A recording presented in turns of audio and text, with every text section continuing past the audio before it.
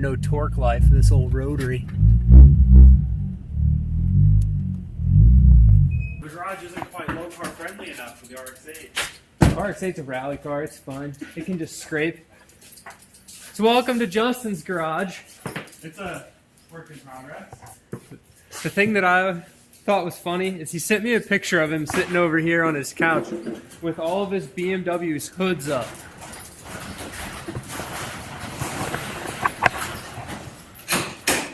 And my comment was, I own all the rotary cars, my hood should be up, but you got all the piston engine cars and your hoods are up. Yeah, everything's a project. Yeah. Even the new one. No, we're just getting the new one ready for the track. Okay, dogs. Your little squeaky feet. Yeah. No Why don't you go outside? Don't play inside. All right, so y'all might remember this one. We had to sort the dogs out, but the E36 M3. It made it to more track days than the one that got documented on the channel, but it did break when we were at the track, had gasket, and then just, you know, life and stuff. It's finally getting it put back together. That was a year and a half ago. Yeah, that was a long time ago. Yeah, pretty bad. So sat for a while, and then we were moving, and then, you know, life.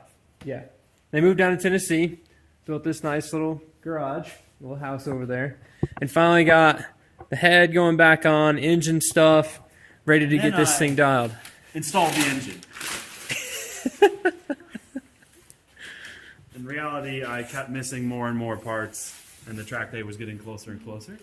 And I just so happened to buy a new M3.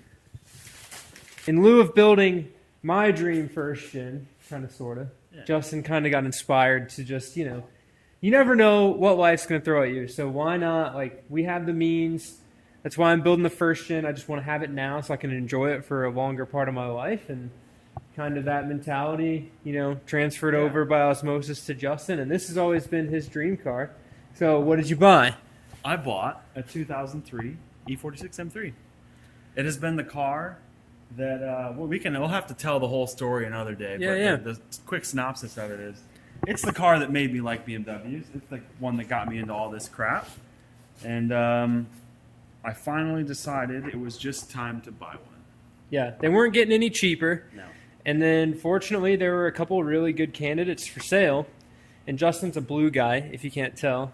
So we found this blue one locally, and it needs some work, but it'll be a good car. Since the RX8 is in my garage, and I only have one bay, we drove the RX8 over here. And this is the best part about owning an RX8, so now that your RX8 people are tuned in, I'm not door-dinged a nice car, is it's an extended cab pickup truck. And I have 4 wheels, a bunch of oil, jack stands, everything in the back of this thing. And the only way you're going to tell is, especially if you have stock suspension, you're going to be riding dirty low in the back, and it's going to bottom out on every bump you hit because, you know, there's another 300 pounds in the back of this car right now. So fortunately I got Bilsteins and lowering springs, so it wasn't that bad, but it definitely handles way different with all this weight over the back end and no weight over the front.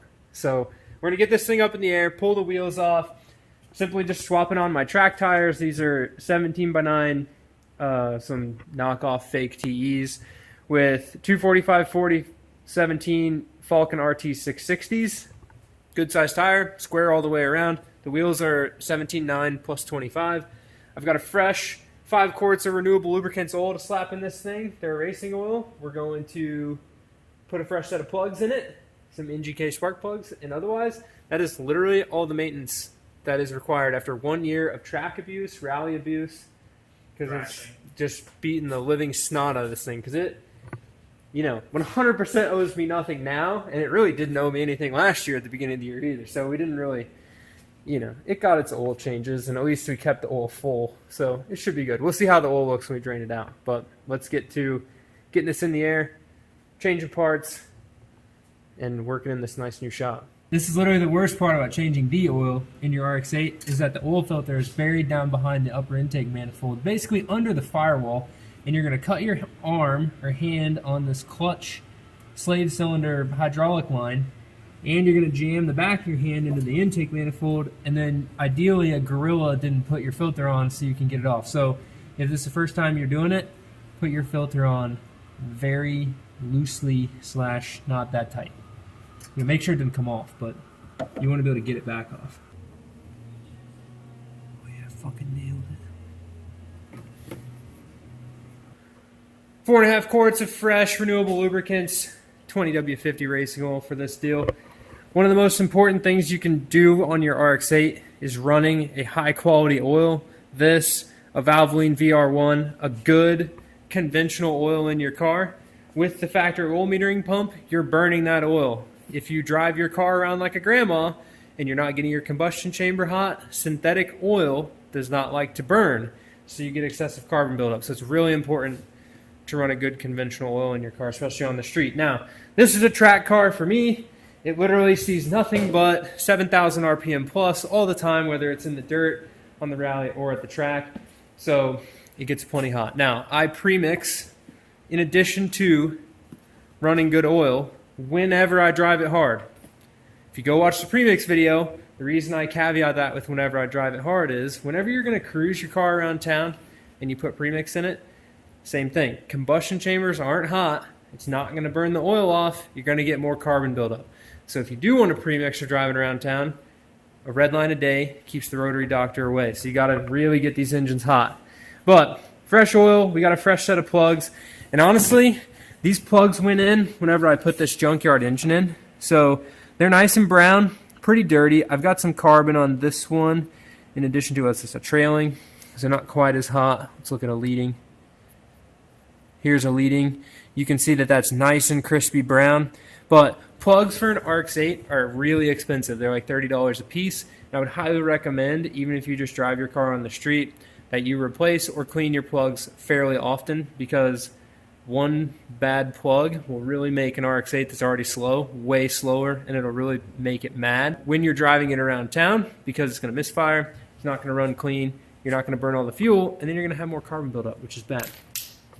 So, super fired up though. Justin got a little taste of what it's like to change spark plugs on an RX8, because you don't do them from the top, you actually do it from the bottom, and it's really not that inconvenient compared to like some of these piston engines. Even my Corvette, to do plugs, you know, you can reach all of them, but I mean there is 8, which is double the amount.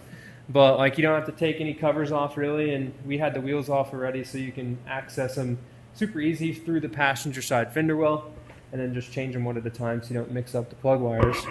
But wheels are on, looking tight. We're going to bleed my clutch really quick because I don't think my pedal is bent. These are notorious for bending and breaking the clutch pedal at the firewall, especially if you're like clutch kick drifting on it. I don't think it's broken. It might be bent a little bit, but I've just noticed kind of just like a airy spot per se in the pedal feel, especially when you first start driving it. Once you shake it up and kind of use the clutch a couple times, it bleeds back up. These cars pull the clutch hydraulic fluid from your brake master cylinder. They don't have an actual clutch hydraulics reservoir. And then to bleed these, the bleeder is buried down there way by the oil filter. So it's kind of a pain to get to, but you can almost do it better from the bottom. You just got to watch out when you crack the bleeder open that you don't get brake fluid all up in your face. So we're just going to hold the clutch tight, bleed it a couple times, set this deal on the ground, and then we'll fire it up, make sure we have oil pressure, and we're good to go. You want me to do it? That way you can just blame me if it's not straight. Just wait, this one's going to be the straightest one we've ever put on ever in our entire lives. Because we freeballed it.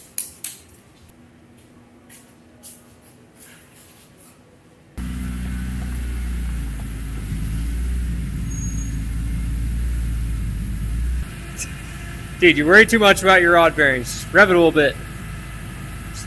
Just like blip the throttle a tiny bit.